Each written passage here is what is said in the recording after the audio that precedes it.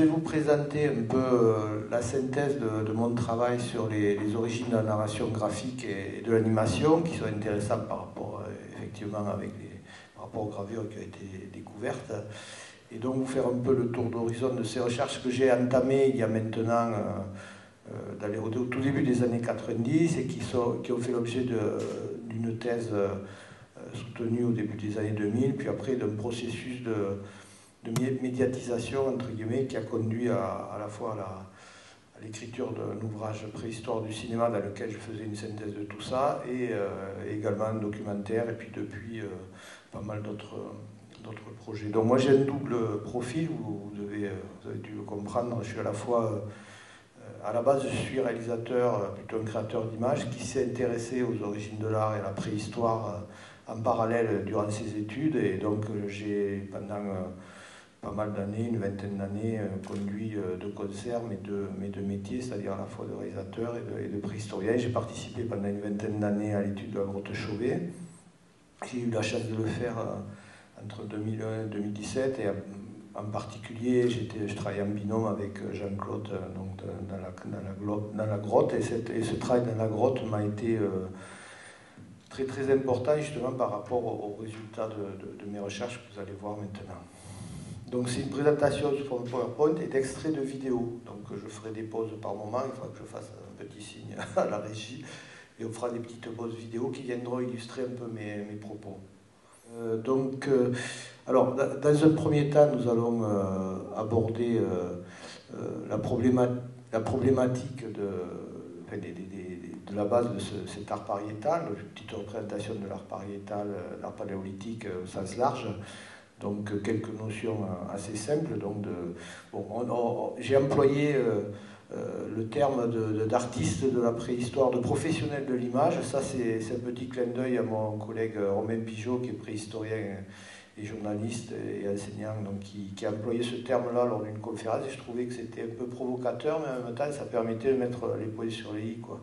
Dans le sens où, effectivement, la notion d'artiste, elle est elle est propre à notre époque, mais en parlant de professionnels de l'image, j'ai mis l'accent sur le fait qu'on avait affaire non pas à des individus isolés au sein du paléolithique, mais qu'il y a une vraie tradition artistique qui traverse les périodes, qui traverse les régions, etc., qui a une vraie pratique de l'art, et que c'est une pratique de l'art comparable à la nôtre, c'est-à-dire enseignée, transmise, etc., avec, bon, évidemment, des différences par rapport au statut de celui qui la pratique. Donc, ces professionnels de l'image qui travaillent sur un bestiaire qui est bien défini, comme vous le savez probablement, donc principalement je vais aller assez vite, des grands mammifères, cheval, bison, les animaux les plus représentés. Pendant longtemps, on a estimé que le lion et l'ours étaient plutôt des espèces rares. Depuis la découverte de la grotte Chauvet, on s'est bien rendu compte que ce n'était pas aussi simple que cela. Le lion étant l'espèce la plus représentée dans la grotte Chauvet. Et donc une espèce pas de dédain, mais de moins d'intérêt pour des espèces avec des cycles de vie un peu différents des nôtres et de ceux des grands mammifères, que ce soit les oiseaux, les poissons, voire les insectes, etc. Mais qui existent quand même, hein. Ponctuellement, on a des représentations de ce type d'animaux. On ne peut pas l'exclure, il faut toujours faire attention avec l'art paléolithique, on n'est jamais à l'abri d'une nouvelle découverte. Peut-être que le jour, on va découvrir une grotte immergée avec des dizaines de baleines à l'intérieur. C'est pas exclu. Donc, voilà. Donc, des professionnels d'images qui pratiquent tous les arts. Donc, on va passer vite. Donc, les peintures polychromes, la polychromie à Lascaux, par exemple. On peut citer aussi Font de Gaume ou d'autres sites de Dordogne ou Altamira en Espagne, qui pratiquent également le fusain, comme à Chauvet, avec des effets d'estompe, par exemple, sur la tête des animaux, qui excellent également dans la gravure fine, épaisse, etc., avec soit la gravure au doigt, sur des parois tendres, soit au silex, ou soit avec d'autres matériaux, sur des parois un peu plus dures, mais également qui pratiquent également le modelage et la sculpture. Ça, on l'oublie souvent parce qu'on a très peu de témoignages, mais ils pratiquent également ces formes d'art. Donc voilà pourquoi on emploie un peu avec provocation ce côté, ce terme de professionnel de l'image, dans le sens où on a vraiment des hommes qui sont capables donc, de pratiquer les arts plastiques de la même manière qu'à l'heure actuelle, dans les limites de leur technologie. Voilà, alors ce que j'ai fait moi dans le cadre de mon travail, c'est que je me suis intéressé plus spécifiquement sur la représentation du mouvement des animaux. C'est vrai que pendant longtemps on s'est intéressé aux animaux en tant que tels, à la détermination des animaux, à leur description, leur classement en tant qu'espèce, etc. Et puis bon, c'est vrai que la question du mouvement en soi de l'animal était plutôt secondaire. Donc c'est quelque chose qui a été de plus en plus étudié à partir des années 80, et en particulier par André Leroi-Gourhan, le préhistorien qui avait émis donc, une théorie plutôt à caractère symbolique, et qui à la fin de sa vie, mais on l'oublie bien souvent, s'est penché sur la question du mouvement et du comportement animal. Alors, ce qui s'est passé, c'est que j'ai étudié de manière quasiment exhaustive, enfin, ce que je souhaitais faire à l'époque, l'art pariétal en France en particulier, et une partie de l'art mobilier qui était à disposition. Et je me suis rendu compte que globalement, au moins la moitié des représentations qui avaient été figurées sur les parois des grottes ou des abris étaient représentées en mouvement, avec des mouvements spectaculaires ou plus subtils, spectaculaires, des courses, etc., des mouvements rapides et plus subtils. Ça pouvait être le mouvement d'une oreille, le clignement d'un œil, etc., etc. Et ce dont on se rend compte, c'est qu'une fois j'ai effectué des classements assez précis par espèce, en tenant compte, bon, là on a des synthèses graphiques, mais en tenant compte évidemment des périodes et de la géographie et des localisations géographiques, mais globalement ce qu'on peut dire, c'est que les artistes de la préhistoire ont représenté tous les mouvements possibles qui pouvaient l'être en fonction de l'observation qu'ils faisaient du règne animal autour de leur environnement. Donc voilà, vous voyez l'exemple du mouvement de l'encolure et de la tête d'un cheval. On voit qu'à peu près tout a été représenté, y compris les mouvements les plus subtils, encore une fois, le positionnement des oreilles, etc., etc. Alors cela vaut évidemment pour toutes les espèces, et en particulier, là j'ai pris l'exemple de la grotte Chauvet, où au sein même de même site, on peut voir le lion, fait le mouvement de la tête du lion qui peut présenter toute une gamme de variations qui est symptomatique d'une intention. C'est pas un hasard si on représente les animaux de cette façon-là. Y compris pour des détails plus subtils qui avaient une grande importance pour ces artistes chasseurs-cueilleurs de la préhistoire, qui étaient évidemment des observateurs de la nature et qui ont certainement trouvé beaucoup d'intérêt à représenter, vous voyez, bon, là c'est la position de la queue d'un bison par exemple, qui est ce type de mouvement et l'expression même de l'humeur et de l'animal. Donc c'est très important pour un chasseur de savoir, de connaître un peu l'humeur de l'animal qu'il est en train de chasser ou observer, pas obligatoirement chasser, mais au moins observer. Donc il y avait vraiment une attention sur ce genre de détails, y compris les plus subtils. Voilà, donc en gros ce que je vous ai montré c'est ça, c'est qu'il y a... Ça peut paraître un peu peut-être anecdotique par certains,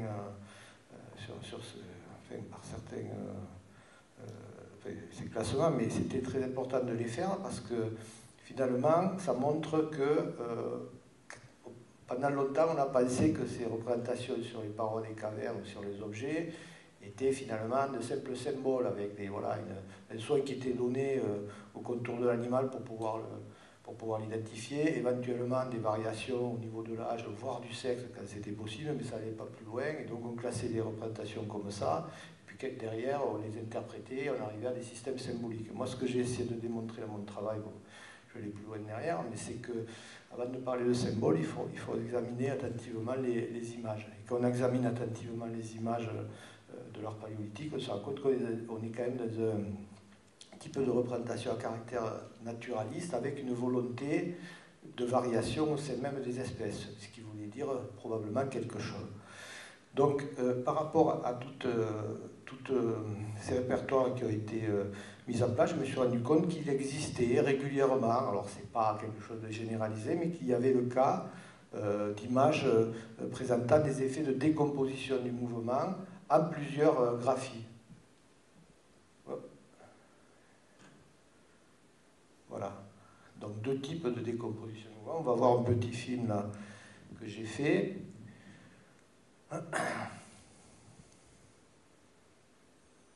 Voilà. Donc ça c'est un petit film que j'ai fait il y a, je crois que je l'ai fait en 1990, vous voyez, donc ça fait vraiment un moment. Alors je ne l'ai pas trop diffusé parce que ça, voilà, j'avais besoin déjà de digérer la chose, et avant d'aller beaucoup plus loin dans la démonstration, j'ai éprouvé le besoin de faire un peu plus de recherche, de faire mon doctorat, etc. Parce que c'était assez, pas provocateur, mais bon, assez novateur dans l'approche. Donc ce que je veux dire, c'est que l'hypothèse et l'intuition, je l'ai eu très tôt. Après, j'ai passé globalement 20 ans à borner le plus possible, à encadrer le plus possible cette proposition, et donc de faire ça dans le cadre d'un doctorat, et profiter également de mes recherches de la grotte Chauvet qui ont été décisives également, quoi, pour aller là-dedans. Donc ce que j'ai démontré, c'est qu'il y avait des possibilités d'effets de décomposition du mouvement par superposition d'images successives, comme c'est là le cas, ou juxtaposition, donc superposition qui pouvait concerner des éléments précis du corps, soit la tête, soit la queue, soit les pattes, soit de manière aussi coordonnée l'ensemble des parties du corps. Ça c'est le plus rare, c'est le plus élaboré, vous allez voir quelques cas. Et donc ce que j'ai fait, c'est que j'ai constaté aussi que certains effets de décomposition coïncidaient avec l'association de signes, entre guillemets, ou de motifs graphiquiques, comme là on a peut-être voilà, l'impression d'une arme de jet qui fait basculer le cheval qui est en train de s'effondrer. Donc là on a donc des mouvements qui concernent la partie de la queue de ce bison, où on a cet effet de fouetté qu'on retrouve, vous voyez, dans la nature, hein, qu'un bison est agressif, ou alors qu'il va aller de la queue fait des insectes, etc. Donc c'est des choses. Ça c'est un mouvement en crosse qui est typique de l'animal agressif.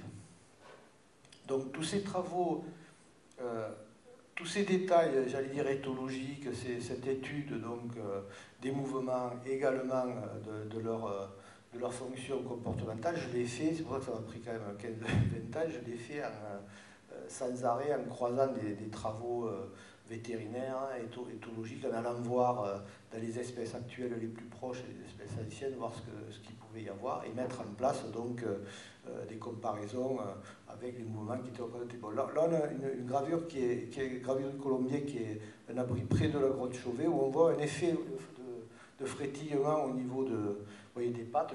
C'est un bouc donc, qui est en train de trotter, et c'est une gravure qui fait à peu près 15 cm, hein, donc c'est finement gravé, donc c'est pas... Voilà. Alors par rapport à ce type, évidemment, de proposition, on peut effectivement me signaler qu'il peut s'agir d'erreur ou de repentir, comme là on aurait pu faire 3 fois la même tête. Sauf que là, ce sont des gravures qui ont été faites par percussion à Foscoa au Portugal. Ce n'est pas des choses qui se font en 2 minutes. C'est-à-dire qu'il y a vraiment la volonté de montrer ce cheval qui est un étalon en train de chevaucher une jument. Il y a vraiment la volonté de montrer avec 3 têtes différentes. Ce n'est pas une erreur, vous voyez.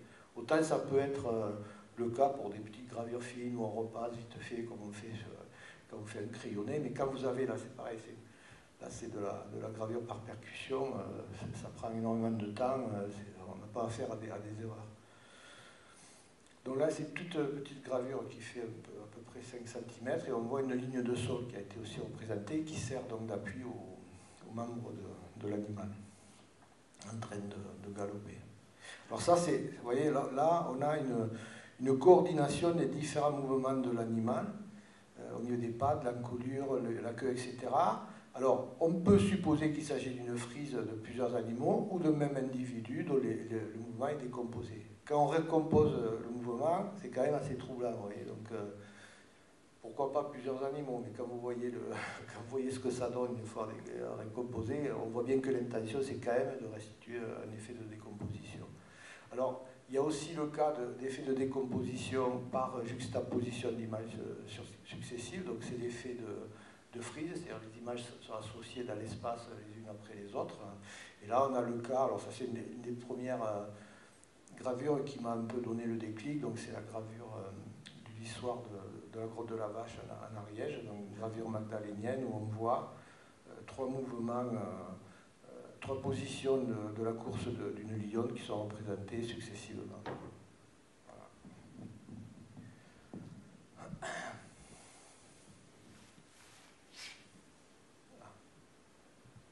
Par contre, il faut l'arrêter.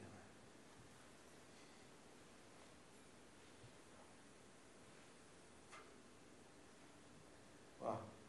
Donc, comme vous l'avez vu, donc une volonté de représenter le mouvement, de représenter des mouvements variés, etc. Cette volonté peut aller encore plus loin dans l'effet de décomposer le mouvement, donc d'essayer de traduire finalement des fractions de vie, hein, des instants de vie. Et ce qui s'est passé, c'est que donc, en classant tous ces mouvements, je l'ai fait, comme je vous l'ai dit, en m'inspirant d'études vétérinaires, d'études comportementales, d'études sur le comportement animal, et j'ai essayé de classer tous ces mouvements sous forme de répertoires comportementaux, c'est-à-dire de voir à quoi correspondait chaque mouvement, est-ce que ça correspondait à un type de comportement, parfois à 2 ou 3 types, bon, avec des points d'interrogation parfois. Et ce qui s'est passé, c'est que j'ai pu, en faisant ce travail de classement, j'ai pu mettre en évidence le fait qu'il y avait des niveaux d'association entre les figures qui n'étaient pas obligatoirement, comme on l'a dit jusque-là pendant longtemps, quoi, des effets de construction, mais avec des liaisons purement symboliques. Ce que j'ai essayé de voir, c'est de quelle manière ces mouvements individuels pouvaient s'associer entre eux et constituer les termes d'une narration graphique, c'est-à-dire les termes pouvaient s'associer entre eux, action, réaction, etc. Et ces systèmes d'association pouvaient également constituer des systèmes de scènes, voire de séquences, etc. Alors, j'ai pu mettre en évidence plusieurs... Il faut que je revienne en arrière. Ouais, voilà. Plusieurs niveaux d'association qui sont la démonstration qu'il y a un vrai système de narration graphique dès les origines de l'art, hein, les origines, les plus anciens témoignages artistiques, ça c'est toujours à nuancer.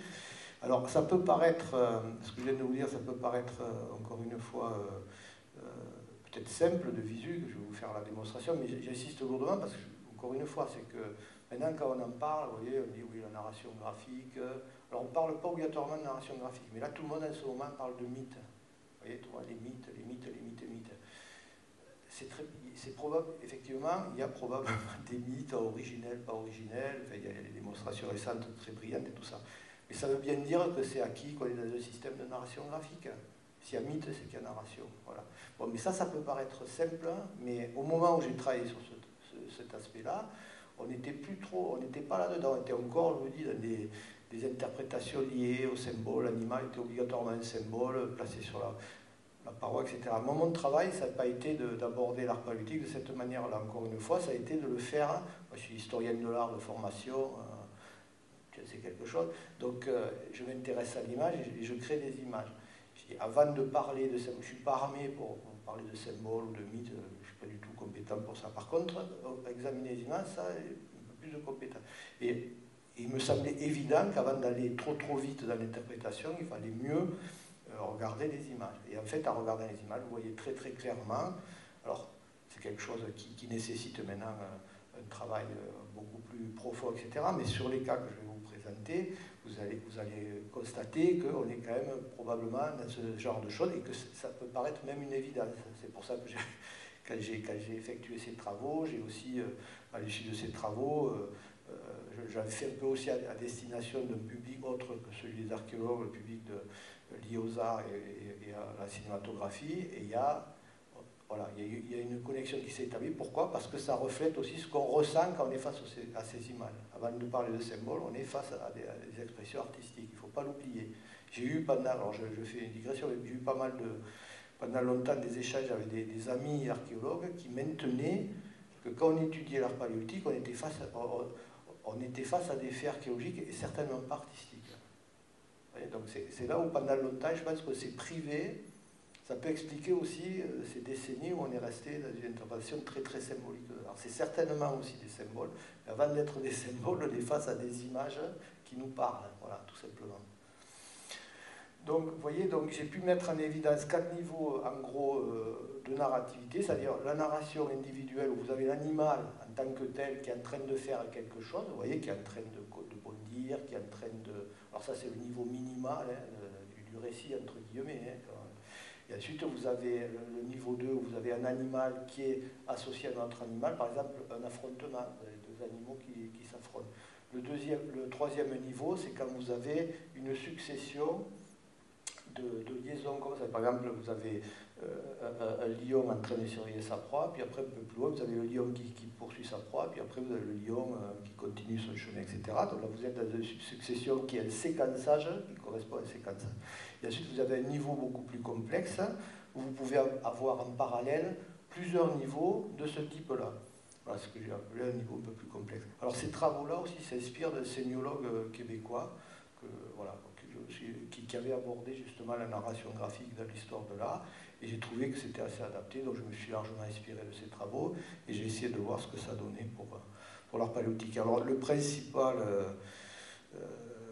j'ai eu la chance, et ayant eu la chance de travailler dans la grotte de Chauvet, je ne me suis pas privé de l'utiliser comme exemple, et donc dans la salle du fond de la grotte de Chauvet, vous avez...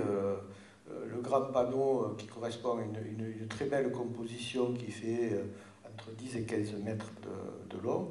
Et là, au sein de cette composition, voilà, vous avez de part et d'autre de cette grande frise qui mêle une partie du bestiaire de la grotte. Vous avez des lions, vous avez des chevaux, vous avez des mammouths, vous avez des bisons, etc., des rhinocéros.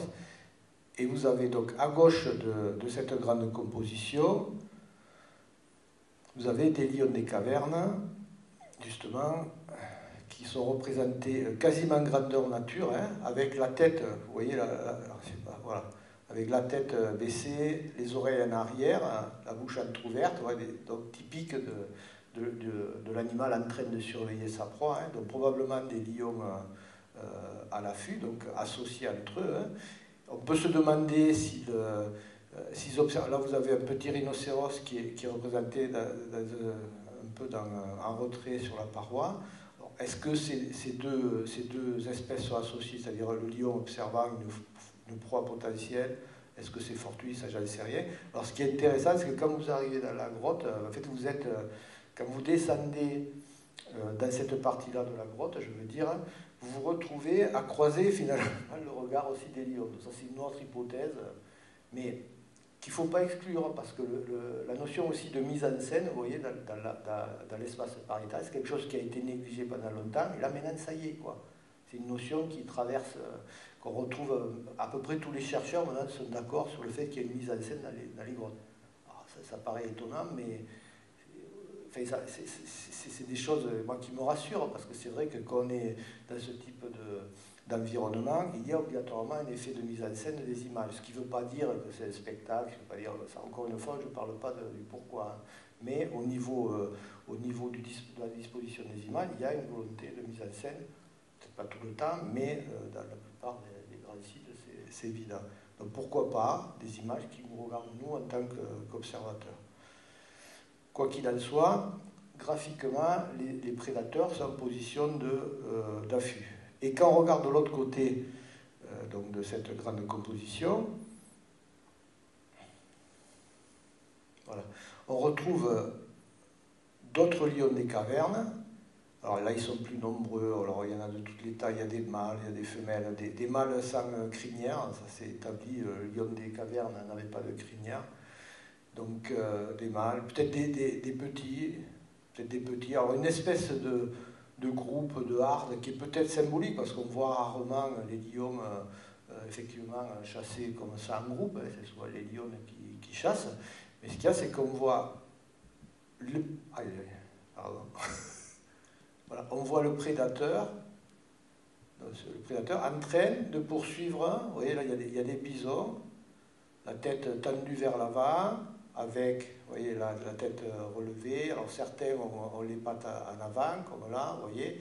Donc des bisons, un groupe de bisons en train de fuir. Alors là, il y a un lion qui semble les avoir rattrapés. Des déformations, vous voyez, au niveau de la tête. Alors est-ce qu'il s'agit de déformations liées au rugissement de l'animal, ou est-ce que c'est autre chose? Alors parfois, on a tendance à...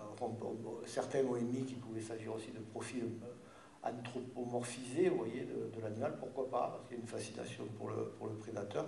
Quoi qu'il en soit, vous voyez, bon, vous avez cette harde qui poursuit donc les bisons, certains sont en train de les rattraper par le côté, comme on peut le voir en Afrique actuellement, au Serengeti, si vous observez des lions, vous verrez un peu ce type de comportement. Donc ce qui est intéressant, c'est ça, c'est que de part et d'autre de cette grande composition qui contient d'autres animaux, vous avez deux associations. Alors on peut parler de scènes, vous voyez, enfin, on peut aussi parler de scènes, on peut qualifier ça de scènes de chasse. Souvent on parle de scènes de chasse, panneaux de chasse, de la grotte Chauvet. Donc voilà, donc de part et d'autre, vous avez deux types d'associations qui représentent en fait deux scènes et qui peuvent correspondre à deux moments du temps d'une chasse, du prédateur qui poursuit donc sa proie, alors là, en l'occurrence, le bison. Alors j'emploie le terme de scène aussi un peu par provocation, parce que encore aujourd'hui, vous avez des préhistoriens qui vous diront qu'il n'y a pas de scène dans l'art paléolithique, ou très peu. C'est incompréhensible. Vous voyez, c'est incompréhensible. Enfin, si, c'est compréhensible. C'est parce qu'en fait, enfin, moi c'est un peu mon hypothèse, mais je me suis rendu compte que souvent, c'est nuancé. C'est-à-dire, oui, mais il n'y a quasiment pas de scène dans l'art paléolithique, si ce n'est la scène du puits à Lascaux. Vous savez, la scène où on voit l'anthropomorphe qui est un peu en arrière, avec le sexe en érection, et un bison qui est devant lui avec les tripes plus ou moins... Alors, ça, c'est une scène. Pourquoi c'est une scène? Une scène parce qu'il y a un humain. Vous voyez ce que je veux dire? Donc, la notion de scène, inconsciemment, elle semble associée à la présence d'un humain. À partir du moment où vous avez des animaux comme ça en train de faire des choses, inconsciemment, enfin voilà, ça c'est mon explication. Mais quand je vous dis ça, c'est provocateur. C'est des amis qui le disent et qui l'ont dit, qui continuent de le dire. Mais pendant longtemps, on s'est un peu, pas censuré, mais on avait des idées préconçues par rapport à cette forme d'art qui faisaient que parce que c'était des animaux, finalement, c'était pas si élaboré que ça, c'était des simples symboles et tout ça. Et en fait, on se rend compte, plus on analyse ces images-là en détail, plus on se rend compte que c'est très subtil et qu'il y a des processus d'association à caractère narratif. Et donc des scènes, il y en a partout. Voilà, pour moi, l'art paléolithique, c'est une succession de scènes plus ou moins, vous voyez, narratives, hein, c'est qu'il y a des fois, c'est un peu figé. Ce qui nous fait dire que parfois il y a moins de scènes, c'est parce qu'on a peut-être des animaux un peu plus figés, pour des raisons à la fois stylistiques ou volontaires, c'est-à-dire qu'on peut avoir une volonté de ne pas montrer non plus un animal en mouvement, hein, etc. Mais finalement, vous êtes à Lascaux, vous êtes à Chauvet, alors dans la plupart des grands sites, c'est le cas, vous verrez que ça bouge dans tous les sens et qu'on a des scènes. On a des successions de scènes, mais à caractère éthologique. Hein. L'humain étant absent de ces espaces-là, on a tendance à ne pas voir de scène, tout simplement. La scène semble associée à l'humain, inconsciemment. Alors, si on poursuit un peu plus loin sur la paroi, on voit qu'il y a d'autres instants liés à cette chasse donc, au bison.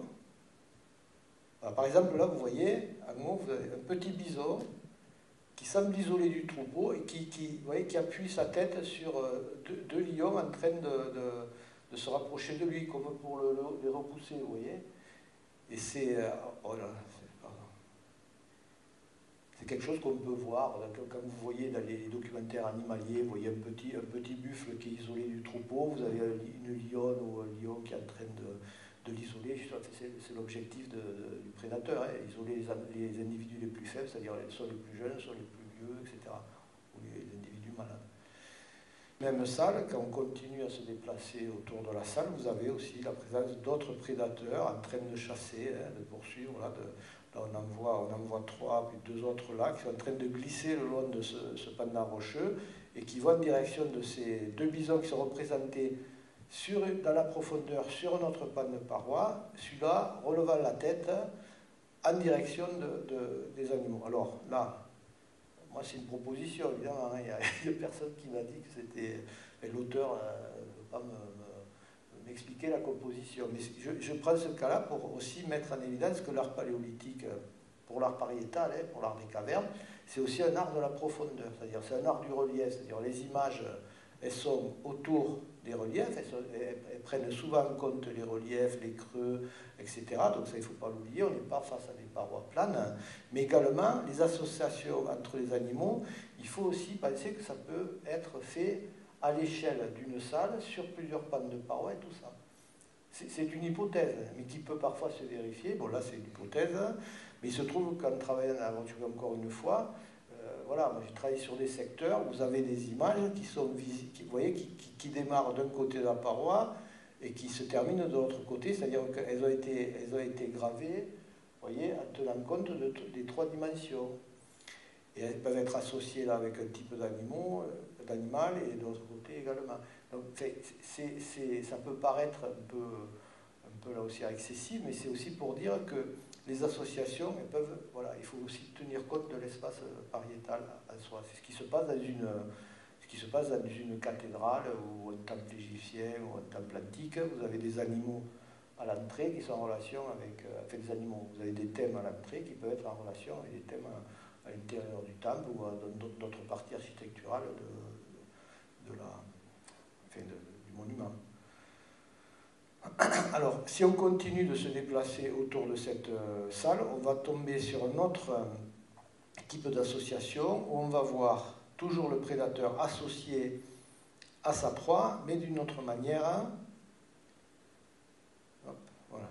Donc là, ce sont des gravures qui sont assez profondes, donc, qui ont été faites dans la continuité de la paroi que vous venez de voir.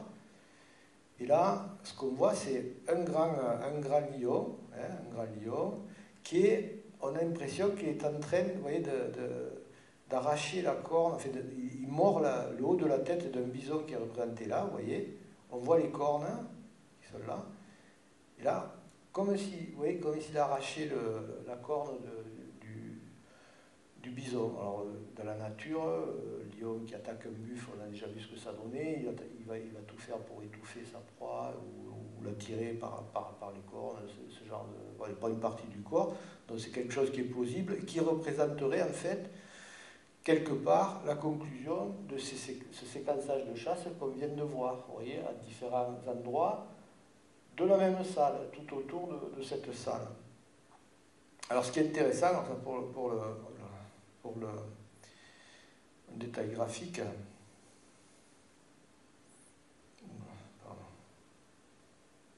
avant, c'est que le contour, vous voyez là, que vous avez là, donc qui est à la fois la corne et en même temps, vous voyez, la bosse de la joue du prédateur. En fait, c'est le même tracé. On l'a relevé en détail. Avec une figure, on l'a relevé, on était à 20 cm. C'est une des rares figures où on pouvait être très très près de la parole. On y a passé de longues semaines avec Jean-Claude sur cette... Et c'est ça qui est assez marrant. Mais c'est quelque chose qu'on retrouve, ça c'est un peu parallèle au sujet, mais qu'on retrouve en particulier dans l'art qu'on retrouve en général dans l'art paléolithique, et en particulier dans cette grotte Chauvet, c'est qu'à des moments, les figures ont des traits communs, vous voyez, comme si les animaux avaient été faits d'un coup, en partant d'un côté, de l'autre, on y revient et on les lie entre eux. Alors là, ce qui est assez, qui peut paraître comme étant un détail purement esthétique ou graphique, etc., ça devient presque symbolique. Vous voyez, le prédateur étant associé à sa proie de cette manière-là.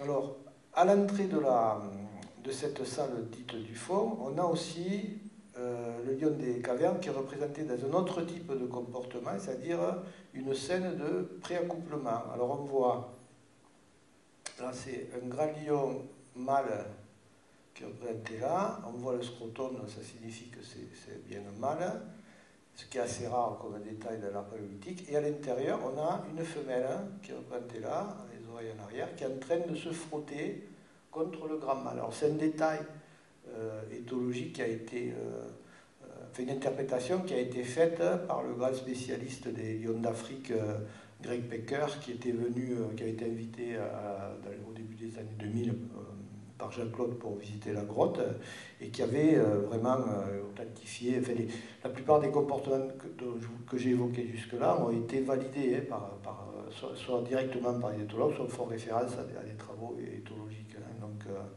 Donc voilà, donc ce qui est intéressant, donc une scène de préaccouplement.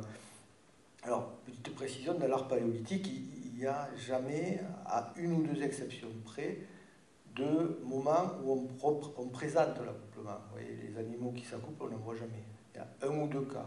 Il y a celui que je vous ai montré avec le cheval à trois têtes à Foscoa, où là on a un mâle qui chevauche une jument. Il y a peut-être un ou deux cas, Altamira, etc. Mais c'est excessivement rare, comme si on avait affaire à un tabou. Par contre, des scènes de préaccouplement entre liots, avec des cervidés, des bisons, etc., qui se suivent, qui se flairent, etc., ça, il y en a pas mal. Quoi, oui. Encore une fois, vous voyez le terme, je dis bien des scènes de comportement, etc. Donc des scènes. Des scènes comportementales. Donc si on résume le parcours que nous venons de faire dans cette petite grotte qui est un peu le... Je ne sais pas si vous avez visité la caverne du Pont d'Arc en Ardèche, mais c'est vraiment en gros l'aboutissement du parcours dans la grotte. Et donc si on fait le tour de cette... pardon.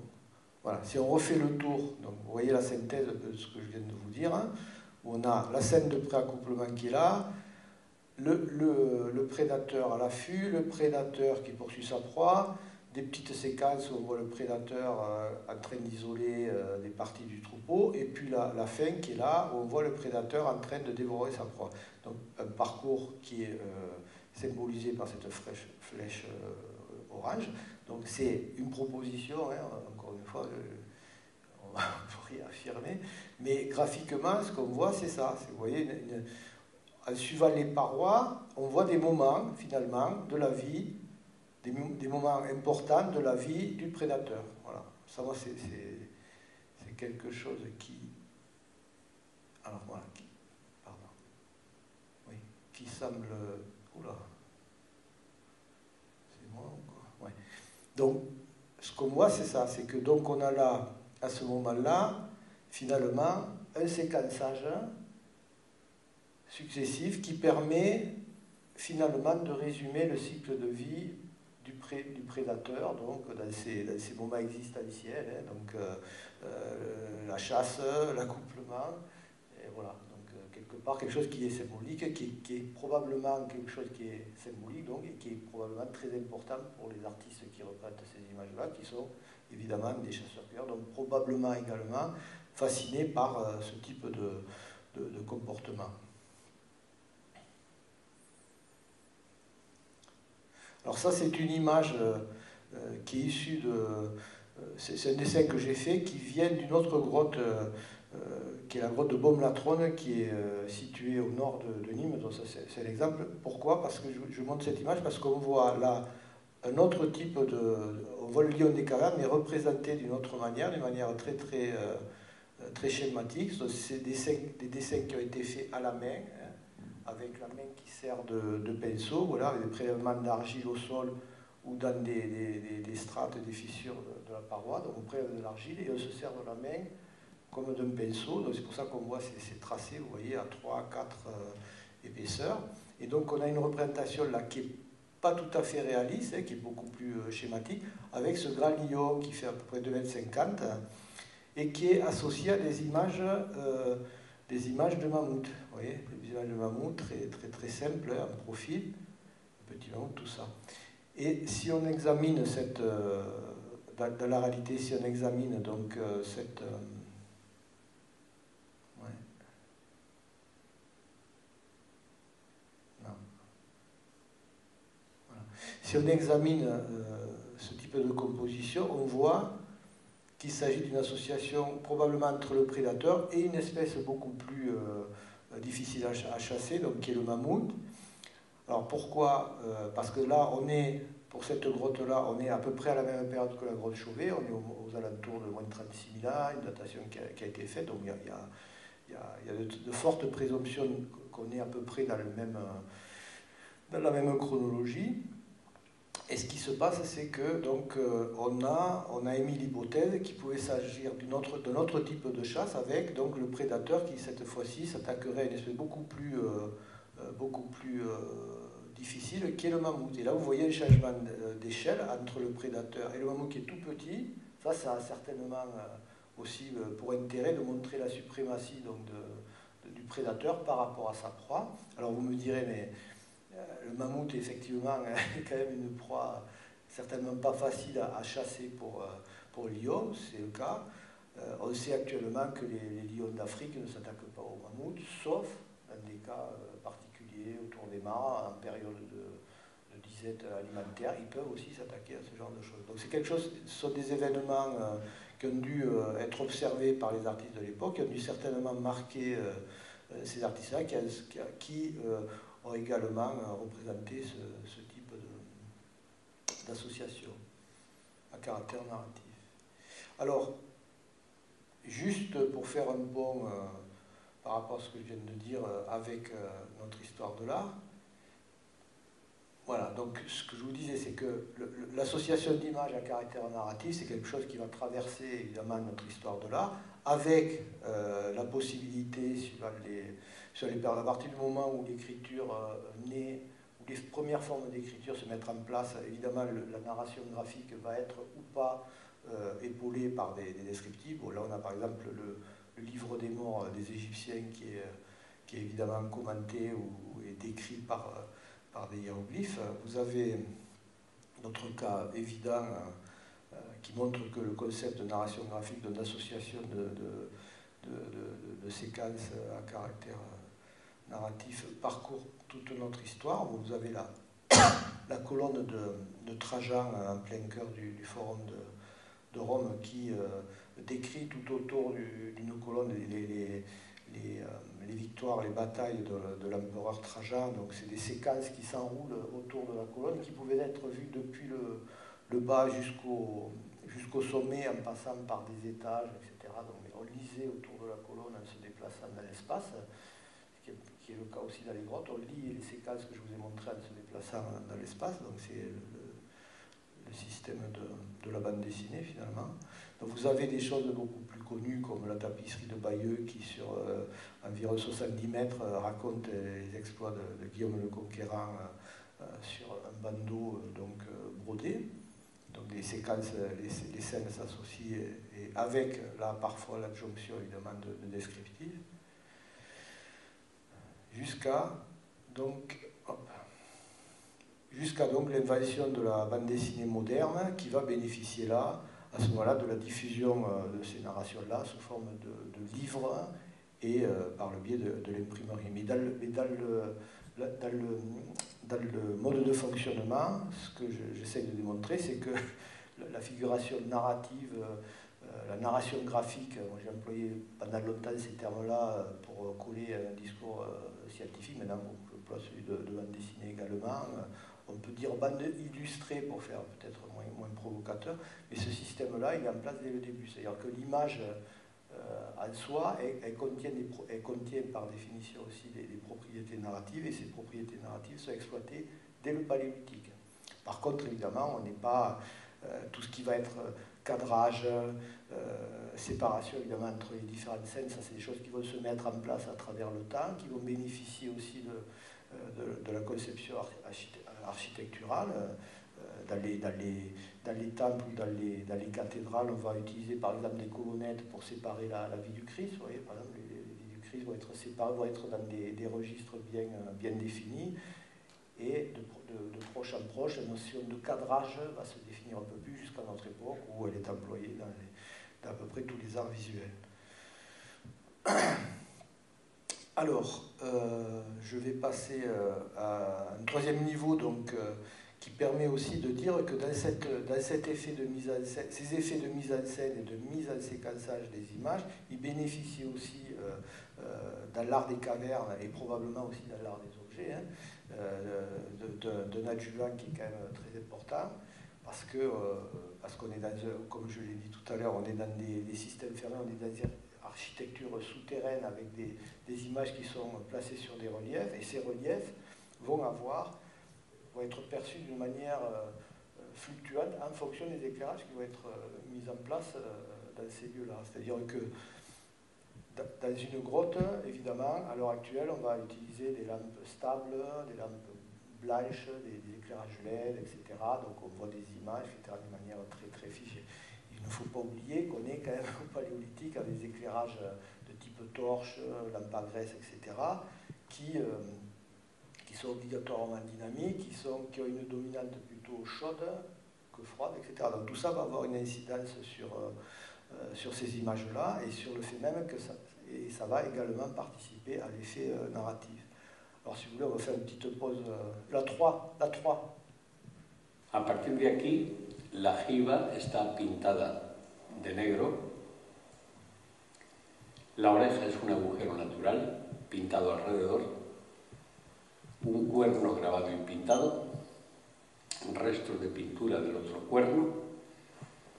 La cabeza grabada. El ojo.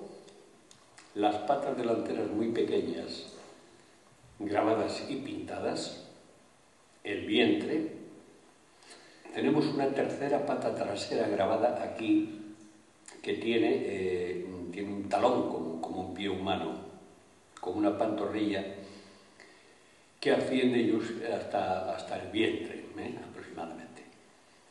Esto hizo pensar a Ripoll, que publicó en su día, que era más que un bisonte, era una figura humana enmascarada de bisonte, es decir, un chamán, un posible brujo. Y después tenemos la sombra que proyecta la columna. Vamos a ver, así la vemos. Así, sobre la pared. Sobre la pared se ve la sombra de una probable, o discutible figura antropomorfa con dos patas pintadas en negro. Es decir que haciendo coincidir la sombra con las patas tenemos el posible chamán puesto de pie. Pero como hay las patas es la prueba que lo hicieron. Que lo hicieron adrede, claro, Sí, sí. porque además no hay más que las patas. Sí, claro. Si hubieran querido hacer algo, esas patas pertenecerían a otra cosa, pero solamente pueden pertenecer a la sombra. Impresionante. Muy impresionante. La primera vez que yo lo vi, me impresionó fuertemente, me dio una sensación de miedo, Sí, ¿no? Porque parece un diablo, las patas sí. que tiene parecen patas de cabra, ¿no? Es una cosa... Como una pintura de Goya. Sí, es terrorífico eso. El cuerno le trabajaron en esta zona de acá, por aquí, para darle la curva, porque por el otro lado veremos la cabeza de otro bisonte o quizás un muro.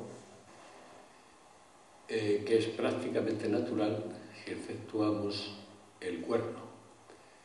El cuerno, que es una estalagmita, ha sido completamente pulido en esta zona hasta conseguir darle la curvatura. También está trabajado ligeramente el ojo y el resto no lo tocaron. La cabeza de un muro impresionante.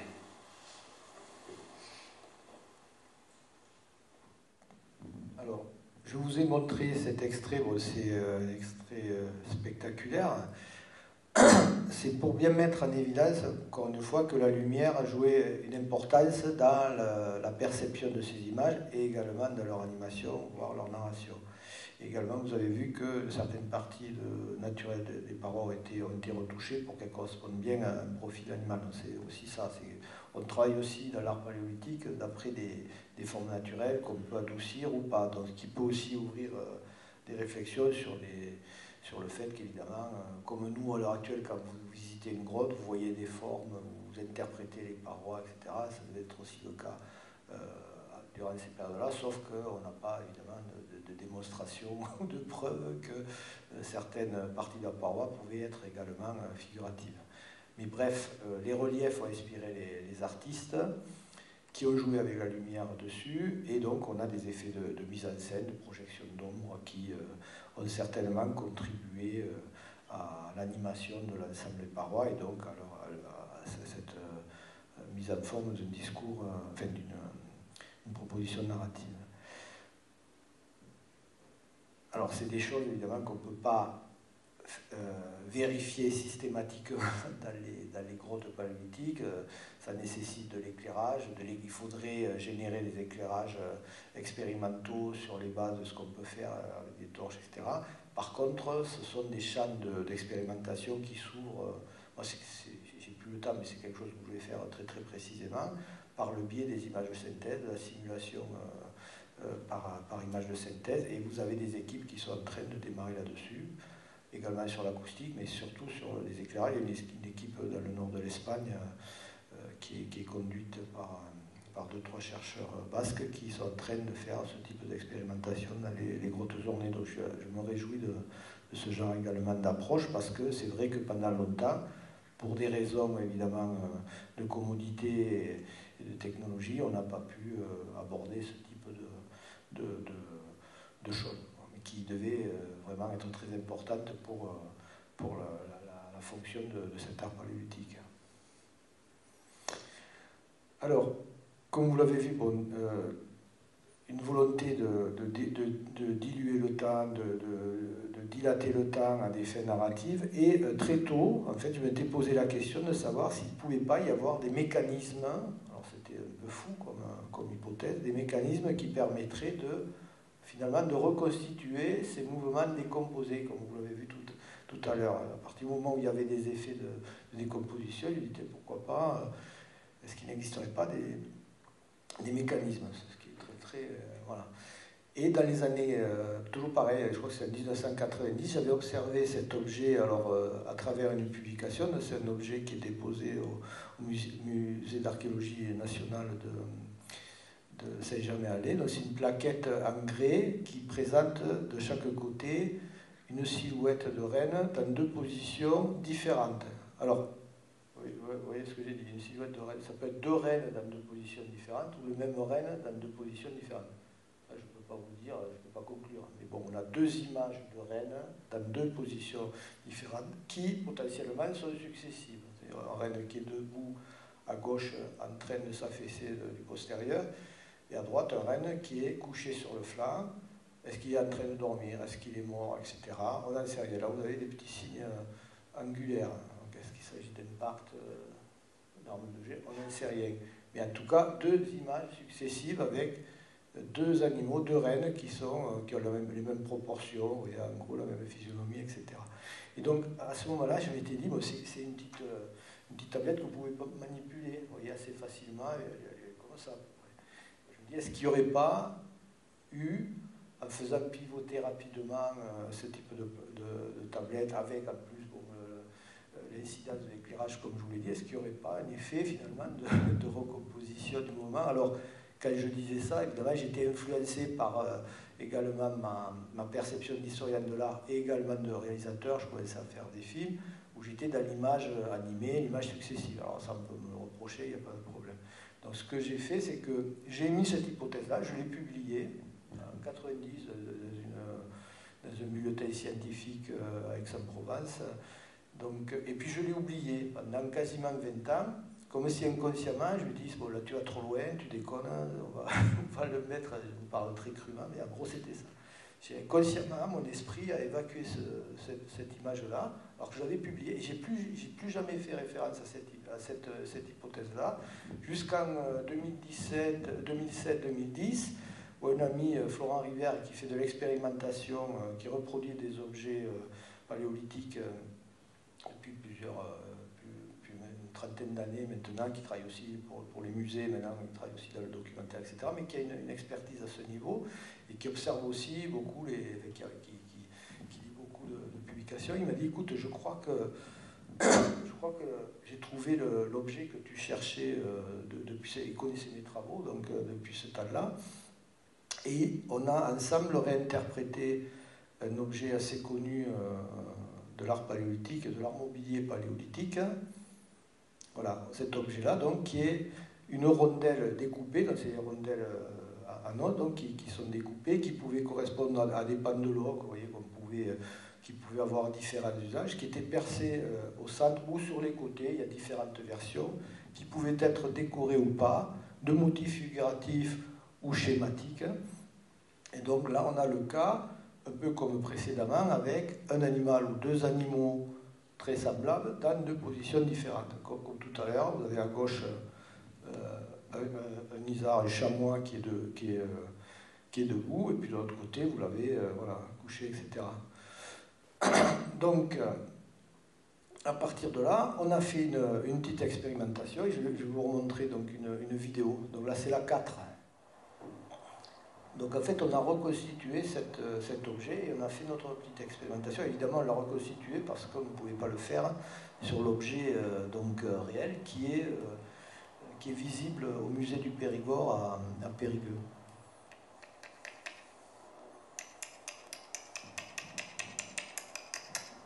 C'est juste une petite lamelle en fait qui est aménagée. On aménage ici la pointe.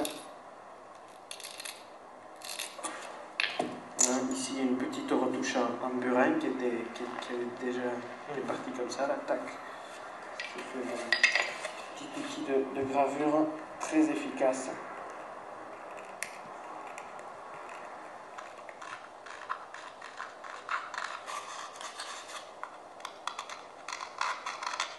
On va tracer le disque en premier. Voilà.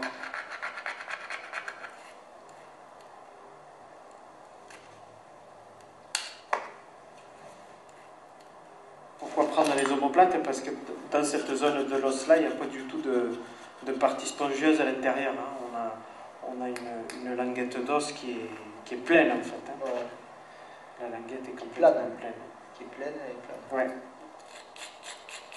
Voilà, maintenant on va aménager le disque.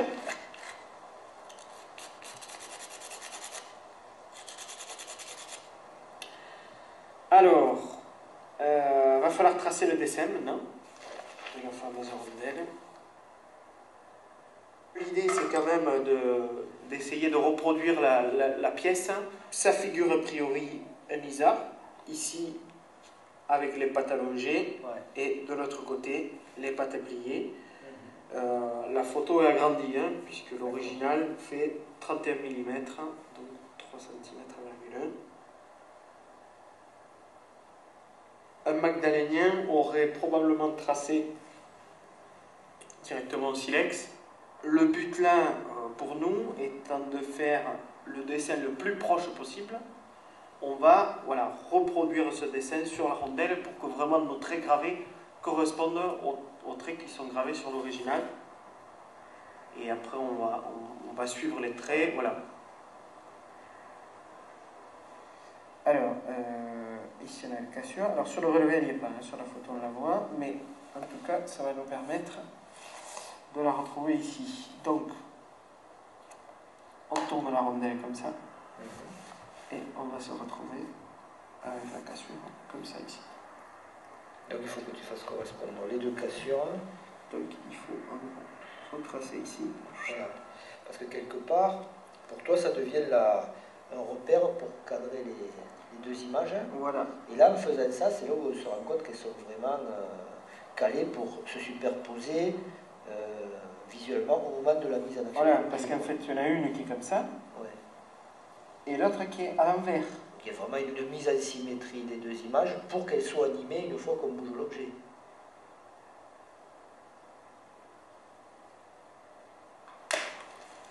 Voilà. Petite lamelle. On va utiliser cette partie-là. Par contre, je ne vais plus partir sur. Voilà, je vais partir sur un trait en haut là. Faire le coup.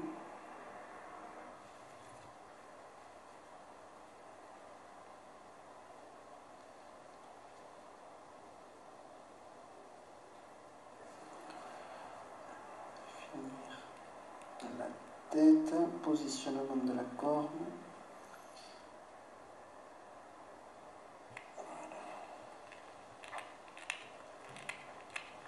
C'est fini. Il faut bien que les traits soient bien profonds pour qu'après ils prennent bien la peinture en fait. Voilà, là on est bon, le trait n'est pas très bon. Maintenant on va percer, alors on aurait pu le faire avant, hein. Je le fais à ce moment-là. Je le fais avant.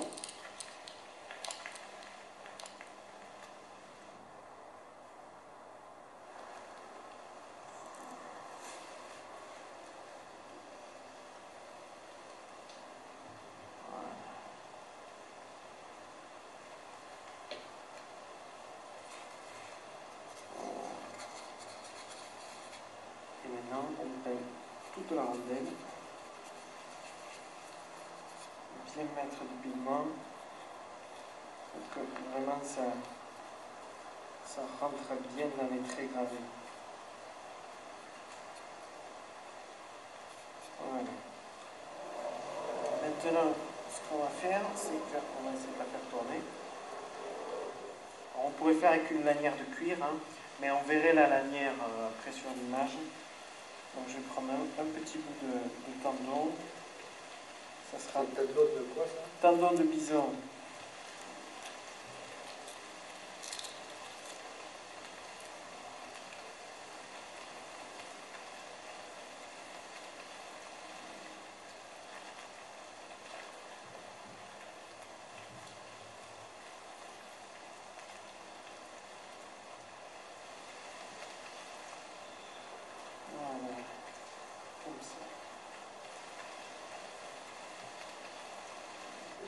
Ça y est, je le vois. Pour que ça fonctionne, il faut vraiment que le tendon à gauche, tu vois, soit pile sous le museau. Il ne coupe pas le museau, tu vois. C'est juste les pattes qui deviennent en mouvement. Après, il y a une autre chose qui est possible aussi, c'est la décaler et faire un animal qui monte sur cette face et de l'autre côté, bim, il tombe tête vers l'avant. Il y a plusieurs mouvements possibles en fait. Quand on voit ça, on se dit que évidemment c'est le même animal. C'est un jouet optique. On a baptisé ça le thaumatrope sur le 19e. On appelait ça des jouets optiques parce que c'était fait pour amuser. Mais à cette époque-là, c'était peut-être pas fait que pour amuser, justement. C'est peut-être pas un jouet. C'est peut-être quelque chose qui peut avoir aussi du sens dans des cérémonies, qui peut être amusant pour un enfant, qui peut être amusant pour les chasseurs qui viennent de chasser, et éventuellement finir en tant que pendeloque. Ces jouets optiques vont évoluer lorsqu'on va appeler plus tard la caméra. Donc on est dans le pré-cinéma, dès la préhistoire.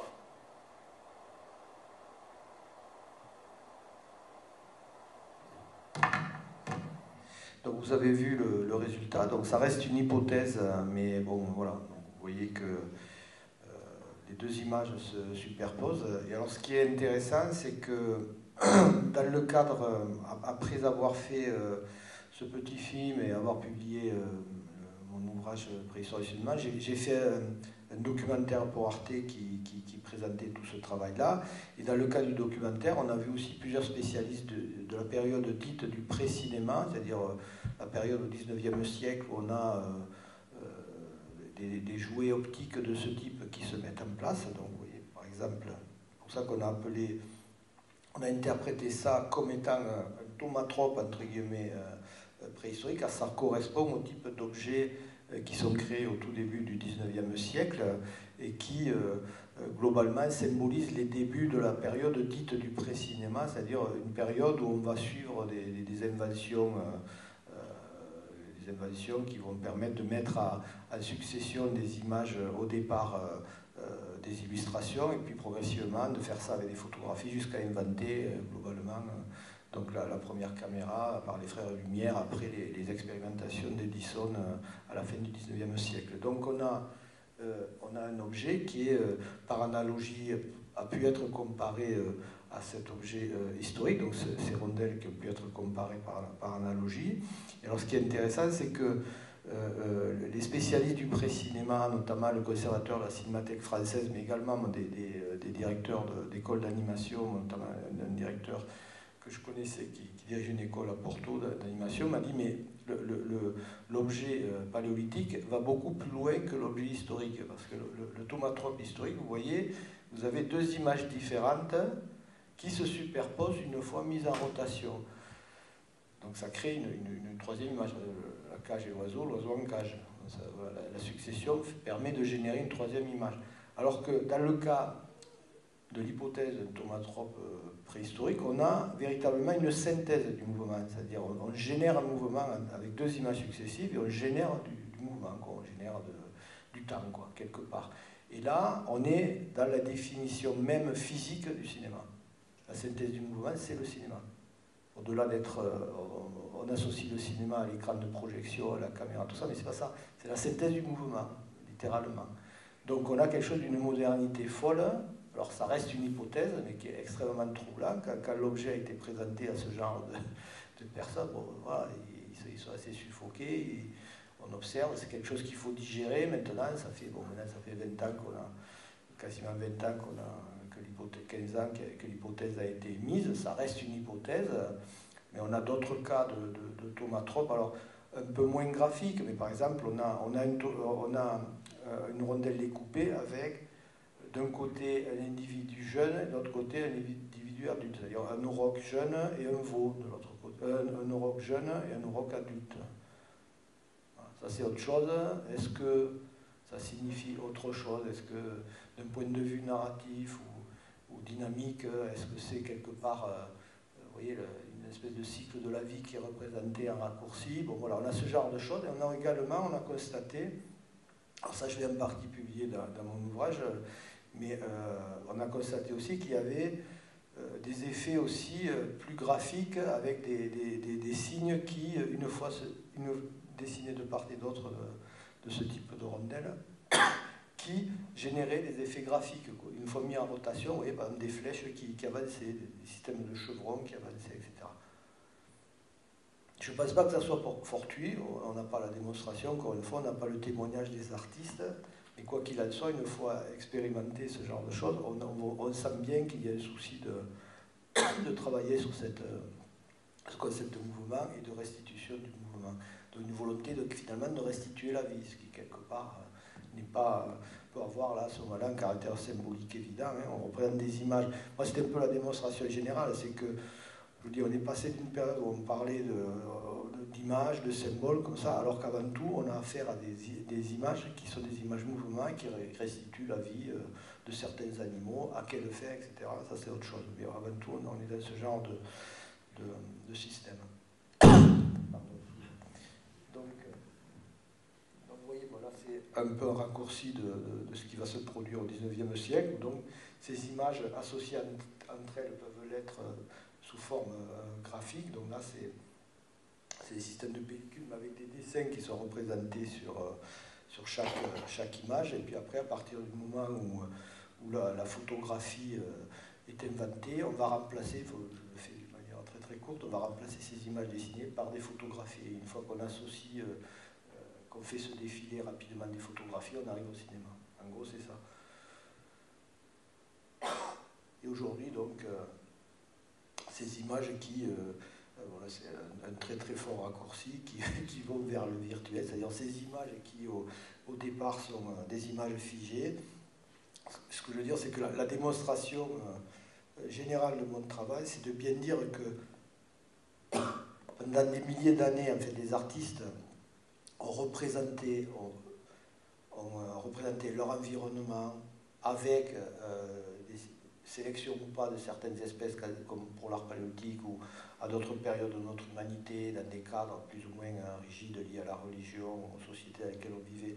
On a sélectionné des motifs, on a sélectionné des graphismes, etc. Mais il y a toujours eu cette envie de reproduire finalement la vie et de nous mettre en immersion dans ces systèmes de représentation. Quand vous êtes dans une grotte, vous cheminez dans une grotte, vous êtes dans un milieu qui n'est pas obligatoirement confortable, et vous rentrez dans dans un espace qui est spécifique et dans lequel, par le biais des images et par le biais des éclairages, vous allez finalement vous retrouver, j'allais dire, dans un autre monde. C'est là où l'autre monde, ça peut être le monde du mythe, ça peut être quelque chose à caractère religieux, etc. C'est des choses qui traversent notre humanité. Vous l'avez dans le cadre, encore une fois, des espaces religieux. Donc il y a quelque chose qui est peut-être de cette dimension-là.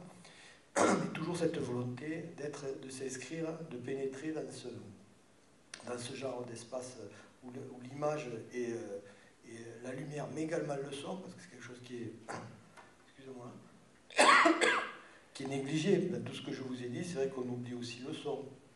Il y a narration par l'image, mais il devait y avoir aussi narration par... Enfin, il y avait évidemment narration par le son, hein, par l'oral, et ça venait probablement compléter le discours qui était posé sur les parois ou les objets. Donc, ces images-là, elles pouvaient aussi nous parler par le biais d'intermédiaires, etc. C'est le système des bonimenteurs qu'on peut avoir à la fois dans l'histoire de l'art, dans le pré-cinéma, etc. Donc, l'image,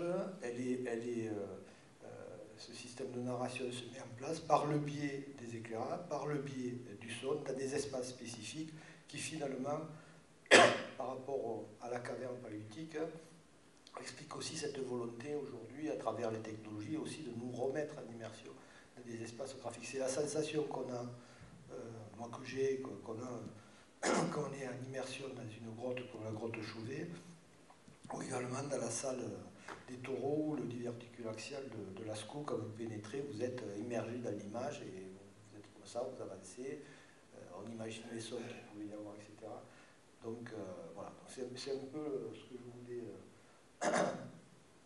démontrer à travers mon travail. Et en conclusion, bon, là ça reprend un peu ce que j'ai dit, c'est que toutes ces inventions, entre guillemets, durant le paléolithique supérieur, qui ont trait... Excusez-moi, mais j'ai un problème.